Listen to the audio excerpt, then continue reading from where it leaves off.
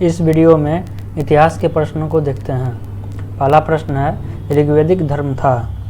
Answer हो जाएगा option number A, बहुदेववादी। अगला प्रश्न है, श्रीमद् भागवत गीता मौलिक रूप में किस भाषा में लिखी गई थी? आंसर हो जाएगा ऑप्शन नंबर ए, संस्कृत। अगला प्रश्न है, किस काल में अछूत की अवधारणा स्पष्ट रूप से उद्धृत हुई थी? आंसर हो जाएगा ऑप्शन नंबर डी, धर्मशास्त्र के समय में। अगला प्रश्न है, सत्यमेव जयते शब्द कहाँ से लिया गया है? आंसर हो जाएगा ऑप्शन नंबर डी, मुंडक उपनिषद से। अगला प्रश्न है, महाभारत मूलतः किस रूप में जानी जाती थी? आंसर हो जाएगा ऑप्शन नंबर डी, जय संहिता। अगला प्रश्न है, गायत्री मंत्र किस पुस्तक में मिलता है? आंसर हो जाएगा ऑप्शन नंबर सी, ऋग्वेद।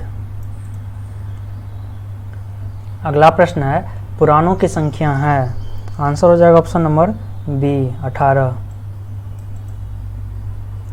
अगला प्रश्न है, तमसोमा ज्योतिर्गमय कथन है मूलतः? आंसर हो जाएगा ऑप्शन नंबर ए, उपनिषदों का।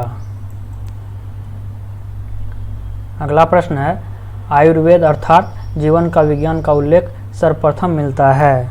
आंसर हो जाएगा ऑप्शन नंबर डी, अथर्ववेद में। अगला प्रश्न है, उस जनजाति का नाम बतलाइए जो ऋग्वैदिक आर्यों के पंचजन से संबंधित नहीं है? आंसर हो जाएगा ऑप्शन नंबर डी, किकट। अगला प्रश्न है, वैदिक युगीन सभा? आंसर हो जाएगा ऑप्शन नंबर सी, मंत्रिपरिषद थी। अगला प्रश्न है, सर्वाधिक ऋग्वैदिक सूक्त समर्पित हैं? आंसर हो जाएगा ऑप्शन नंबर बी, इंद्र को। अगला प्रश्न है, जिस ग्रंथ में पुरुष मेध का उल्लेख हुआ है वह है? आंसर हो जाएगा ऑप्शन नंबर सी, शतपथ ब्राह्मण। अगला प्रश्न है, प्राचीन भारत में निषेका से जाने जाते थे? आंसर हो जाएगा ऑप्शन नंबर ए, स्वर्ण आभूषण। अगला प्रश्न है, भारतीय संस्कृति के अंतर्गत रीत का अर्थ है? आंसर हो जाएगा ऑप्शन नंबर ए, प्राकृतिक नियम। अगला प्रश्न है, गोत्र शब्द का प्रयोग सर्वप्रथम हुआ था? आंसर हो जाएगा ऑप्शन नंबर बी, ऋग्वेद में। अगला प्रश्न है, ऋग्वेद काल में जनता निम्न में से मुख्यतया किस में विश्वास करती थी? आंसर हो जाएगा ऑप्शन नंबर डी, बलि एवं कर्मकांड में। अगला प्रश्न है, निम्नलिखित में से किस एक वैदिक साहित्य में मोक्ष की चर्चा मिलती है? आंसर हो जाएगा ऑप्शन नंबर डी, उपनिषद। अगला प्रश्न है, उपनिषद काल के राजा अश्वपति शासक थे? आंसर हो जाएगा option number B, Kekaya.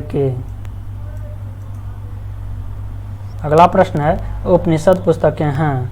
Answer हो जाएगा ऑप्शन नंबर डी, दर्शन पर।